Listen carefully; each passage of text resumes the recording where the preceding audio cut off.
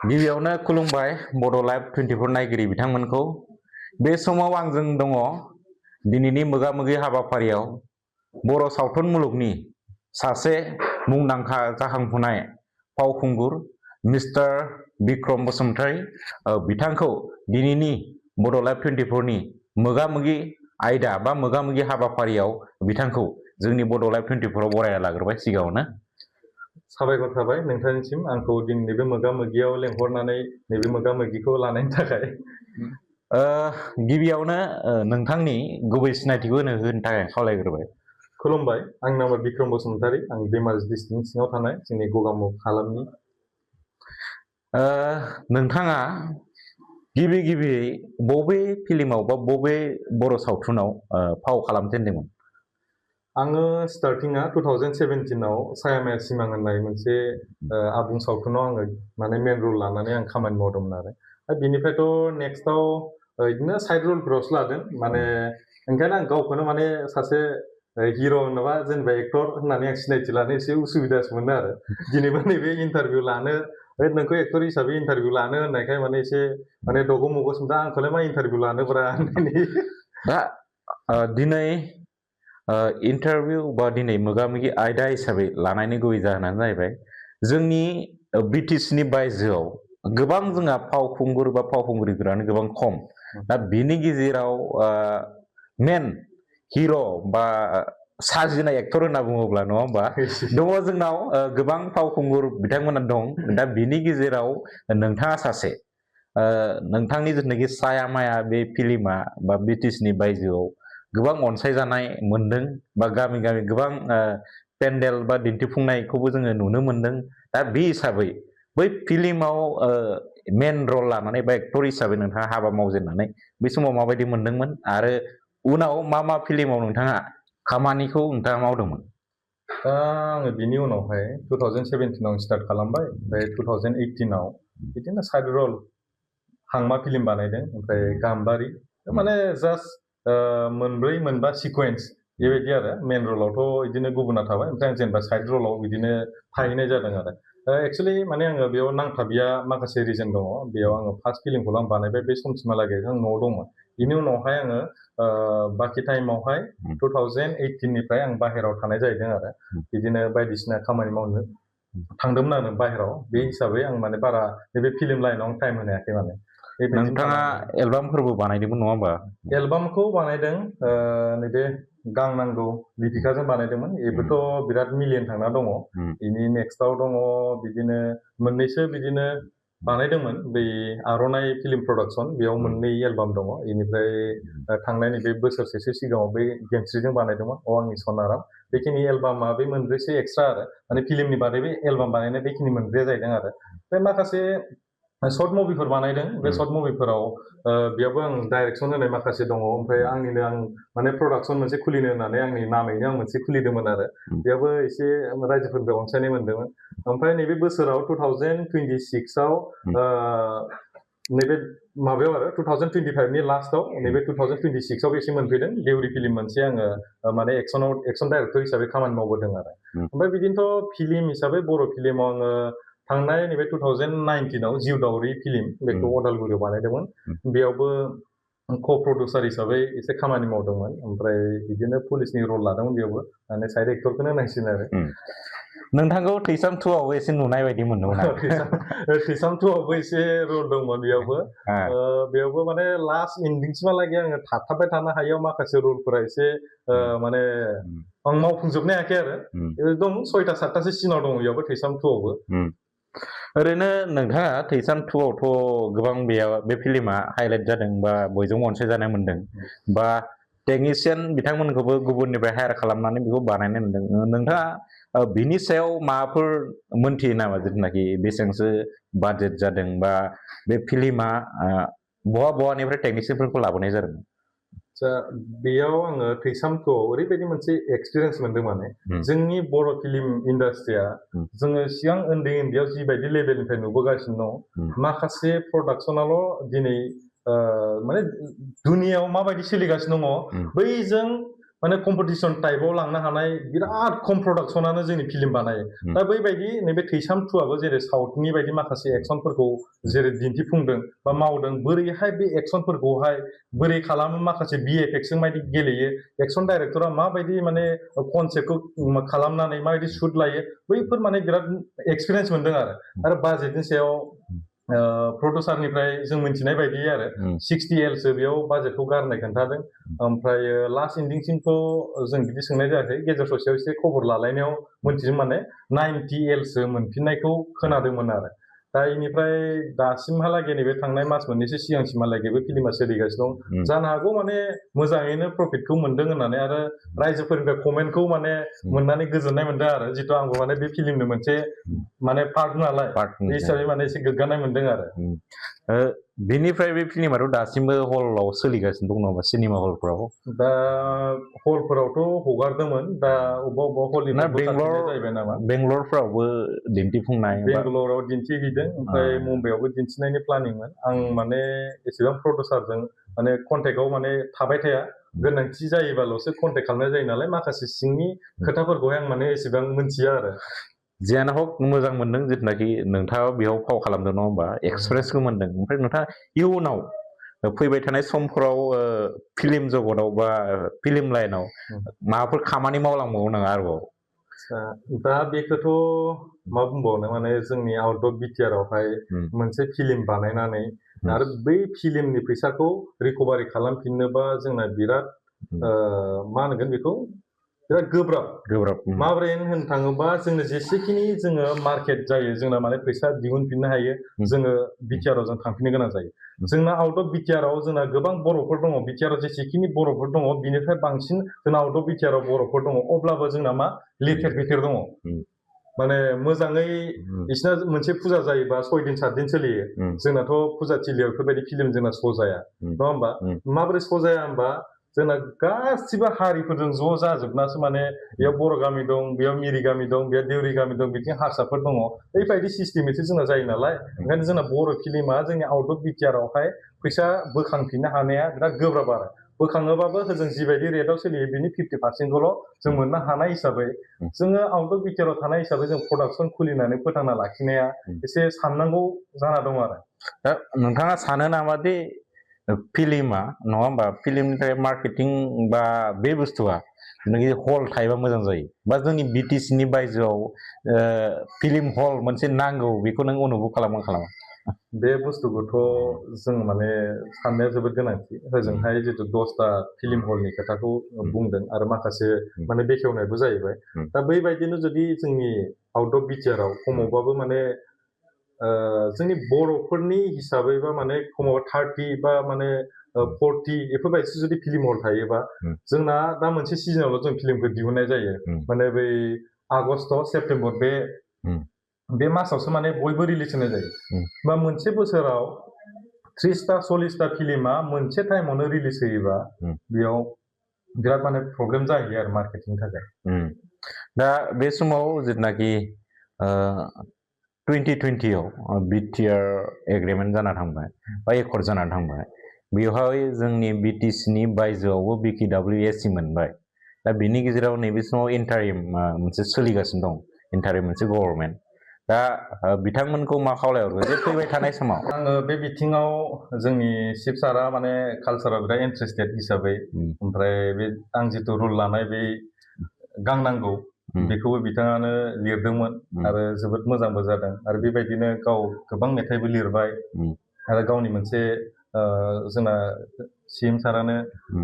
गावनि प्रडाक्सन दंखायो जारिमिन अडिअ प्रडाक्सन हिसाबै आं बैफोरखौ जोंना बिथां सारखौ माने बे कालसाराव जिबायदि इन्ट्रेस्टेड दङ थारैनो जोंना नैबे काउन्सिला नांगौ बायदि जिबायदि एनुवेल डनेसन बा नांगौ बायदि जेनेबा मावनो हानाय पावारखौ जुदि मोनजोबोबा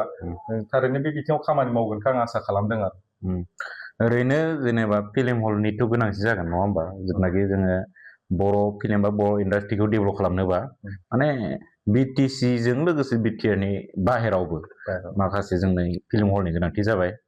बेखौ आसा खालामदों थारैनो फैबाय थानाय जुनाव जुदि फुल फेजेस जायोबा बा BTC नि बायजोआव थानाय BKWSA बे इलेक्सन टेलेक्सन जायोब्ला बेबायदि खामानिखौबो कालचार डिपार्टमेन्टनिफ्राय मावगोन होननानै जोंबो आसा खालामदों बा दा माने बुस्थुआ ओरैबायदि जाहैबाय जोंना फिल्म हल अलरेडि जोंना दा धेमाजियाव दङ बा लखिमपुराव दङ बेफोर जाहैबाय टाउनाव जोंनि बर'फोरा रायजो जायो हाजो गुदियाव बा गामि गेजेर बैफोरखौ नोजोर होयोबा जोङो जिबायदि जायगायाव जोंनि मेन बर' मेजरिटि जायगा दङ बैफोरबायदि जायगायाव जोंना हलखौ जों लुनांगोन नालाय दा बैफोरखौ नोजोर होनानै जेनेबा जों दा टाउनावनो दंखायो माथो मानो नांगौ बैबायदि होनबाबो जानाय नङा खिन्थु जोंनि मानसिफोरा आरो जोंना सावथुनखौ नायगोन जोंना मा लेभेलनि मानसिफोरा अबे जेनेरेसननि मानसिफोरा नायो बैफोरखौ नोजोर होनानै जों माने जोंनि बर' मेन थाग्रा रायजो जाग्रा जायगाफोरावसो जों लुनांगोन माने मेन टाउनाव लुबाबो जानाय नङा माने जोंना जिथु मानसिफोरा माने टाउनाव बांद्राय थाया आबाद मावनानै जाग्रा जोंनि जिथु हारिया बांसिन माने गामियावसो रायजो जायो नालाय ओंखायनो एसे गामिनि बा बिदिनो जोंनि बर' मेन मेजरिटि जायगाफोरावसो लुनांगोन आरो आच्छा फैबाय थानाय समाव जिथुनाखि जोंनि BTC नि बायजोआव जिथुनाखि मोनसे प्लेटफर्म होनानै बा फावखुंगुर फावखुंग्रिफोरखौ जुदि जों डेभेलप खालामलांनो हायोबा मोनसे प्रडाक्शननि मोजां प्रडाक्शननि गोनांथि जाबाय नङा होमबा आरो मोनसे मोननै प्रडाक्शन जानाय नङा गोबां थानांगोन दा बे हिसाबै नोंथांखौबो बै समाव गेजेर ससेयाव मोनसे प्रडाक्शन खुलिनो नुदोंमोन बा सर्ट मुभिफोरबाबो बा एलबामफोरबाबो बेयाव होबाय थानो नुदों दा फैबाय थानाय समाव बे नोंथाङा बे प्रडाक्शनखौ माबायदि डेभेलप खालामलांनायनि सिन्था सरजा खालामदों नैबे समाव दा बेनोथ' मोनसे सावथुन बानायनाया माने बानायनायाथ' गोरलै हजोंनि बिटिआरनि माखासे प्रडाक्शनफोरखौ जों नायनो थाङोबा बिसोरो सोरबा जों स्पन्सार खालामनाय सोरबा बिदिनो गावसिनि एसे गोजौ लेभेलनि फ्राय एसेबाबो माने सापर्ट मोननानै आरो एसिनि बिटिआर गभर्नमेन्टनिफ्राय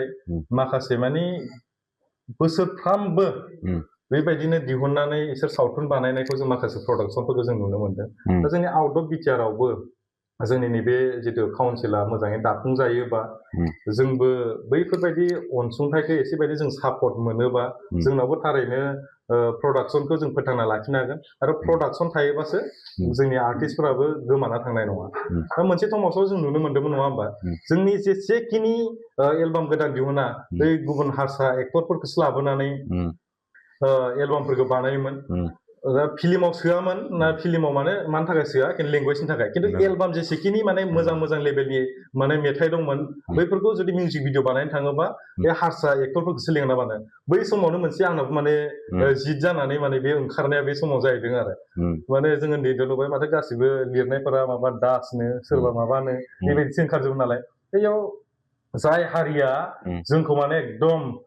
मुगैनानै गादबनानै नासयनानै दोननाय बैफोर हारिनिखौसो एक्टर जों जुदि जोंनि मिउजिक भिडिअफोराव जों नुयोबा जोंहा मोनसे माबा जिद जाया होमबा आंसो माथो बिनिफ्राय साबसिन माथो आंसो माथो बिनिफ्राय साबसिन हागोन माथो जों मानो हाया बिसोर मानो हादोंबा जों मानो हाया बै मोनसे जिदखौ लानानै ओंखारनाय जाहैदोंमोन आरो आं बै समाव आरो जोंबो नुनो मोन्दों जुबिन गार्गनि बांसिन जिथुनाखि मेथाइ बर' मेथाइ खननायानो गुबुन हारिनि फावखुंगुर फावखुंग्रिया फाव खालामनायखौ नुदों बारु बेखौथ' जेनेबा जियानो आं माने नैबे मेनलि एक्टिं खालामनायखौ दा बेयावबो मानसिफोरा दा सानलायगोन आर्टिस्ट नालाय आर्टिस्ट सोब माबायावनो लेंगुवेजआवनो बानायनांगौ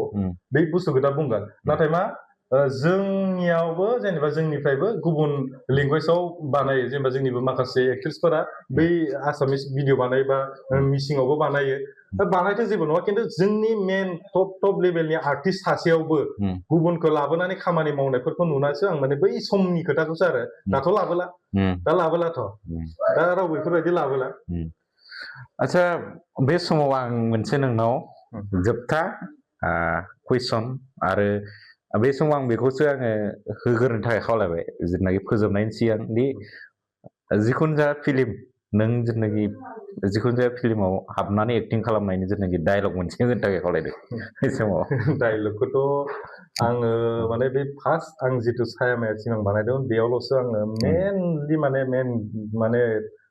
रलखौ लानानै बेयाव खामानि मावनाय बाखिखिनियाव जेसेखिनि नैबे हांमा होन आदा प्रबिनजों बानायदों 2018आव बेनिफ्राय गाम्बारि बानायदों ओमफ्राय बिनि नेक्स्टआव बानायदों जे जिउ दावरि बानायबाय ओमफ्रायथ' बिनिफ्राय माखासे फिसा फिसासो बेफोरथ' ओमफ्राय नैबे थैसाम बानायबाय बाखिखिनियाव आंना बेफोरबायदि डायलग मेनलि फकास जानाय डायलग बा बेफोरबायदि माने बुंथावना बा बेफोरबायदि माने हाइलाइट जाथावना डायलग गैखायानो माने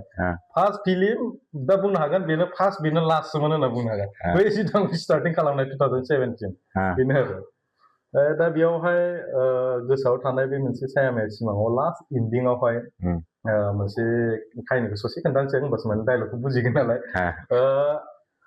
एक्ट्रिसा मोनसे मेजर अपारेसन जानानै बे माने गावनि आन्दाजआ माने बे गोमायो ओमफ्राय बेयो गावनि न'खराव फैना थाफैयो ओमफ्राय हौवाया गावनि उन्दै गथ'खौ लानानै जेनेबा हौवानि न'खरावनो थादों ओमफ्राय बे हिन्जावा माने बिमा बिफानि न'खराव गामियाव फैना थाफैगोन आरो बैयावहाय एक्टरा माने गामियाव फैनानै माने हौवानाथ' सिनायथि होनो हाया नालाय शक जागोन नालाय बेना आरो बै ब्रेना एसे प्रब्लेम दं नालाय बै बुस्थुआव माने लास्टआव थायै थायै थानानै माने हिन्जावखौ माने माबा खालामफिनना नागिरदोंमोन गोसोखांहोफिननो नागिरदोंमोन खिन्थु हायाखै लास्ट इन्डिंआवहाय माने बे गथ'खौ लाना थांफिननो नागिरो ओमफ्राय बे हिन्जावा आथिङाव हमथायो आरो बे समावहाय मोनसे फिसा डायलग बुंनाय दं आरो जाय हिन्जावा गावनि हौवाखौनो हौवानो सिनाया बैबायदियाव दुखु जाया मा जानो बे मोनसे बे मेन पइन्टखौ माने बिराद गोसोआव थायो माने गोसोआवबो नांदों आरो बे माने जों खिन्थु फिल्मावहाय नांगौ बायदि जों बै इमसनखौ जों दिन्थिनो हायाखै बा केमेरामेनाबो गोदानमोन प्रडिउसाराबो गोदानमोन आर्टिस्टफोराबो गासिबो गोदान गोजा बै हिसाबै जोङो फिल्मखौ नांगौ बायदि जोङो दिन्थिफुंनो हायाखै आरोना बै इमसनखौ जों थेवबाबो कनसेप्टआ मोजांमोन फिल्माबो मोजाङानो जादों आंबो नायदों बे फिल्मखौ आरो जों गामि ओनसोलाव बे फिल्मखौ गोबां दिन्थिफुंनाय नुदों बेवहाय जेनाखि मानसिफोरनि कमेन्ट बेखौ आंबो खोनादों सासे रिपर्टार हिसाबै बांसिन जाय बिमा माहारि बा आइजोफोरा बे फिल्मखौ नायनानै गोजोननाय मोनदों बा गोजोननाय फोरमायदों आरो बै समाव 2017 नङा होमबा गोबां सिगां आरो बे समाव आं जोबथा कुइसन नोंथाङा दा जुलि जागोन ना जायाखै आङो जुलियाथ' अलरेडि जाखानाय खिन्थु बिराद आं सानो माने मानो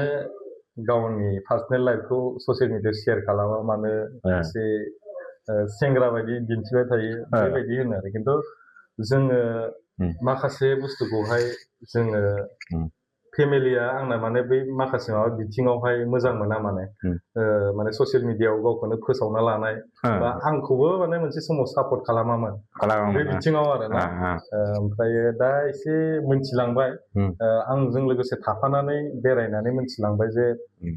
बे लाइनाव ओंखारनायखायसो नोंखौ दिनै सिनायदों बे लाइनाव ओंखारनायखायसो नोंखौ दिनै आमुगाबो माथो होदों बे लाइनाव ओंखारनायखायसो आमुग लिडाराबो नोंजों दिनै मोजां रायलायो बैबायदि हिसाबै माखासे रेसपेक्ट मोननायखौ नुना दा एसे सापर्ट खालामो खिन्थु स्टार्टिङाव आं माने आंनि फेमिलिखौ आङो जेनेबा ससियेल मिडियानिफ्राय बा बिदिनो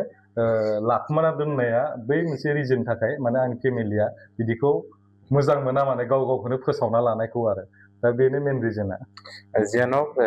दा बे समाव नोंथांखौ दुलाराय बर' हारिमु आफाद धेमाजि जिल्लानि बे समाव आफादगिरि जानानै दं होनना बुंदों दा आफादारि बिथिङावबो नोंथाङा खामानि मावगासिनो दं दा बे बेलायाव मा बुंगोन दा दुलाराय बर' हारिमु आफाद हिसाबै दाख्लैनि जिथु बागुरुम्बा दोहौ बेखौ जोङो जोंनि जिल्लानिफ्रायबो मोजाङै जोङो खस्थ' खालामनानै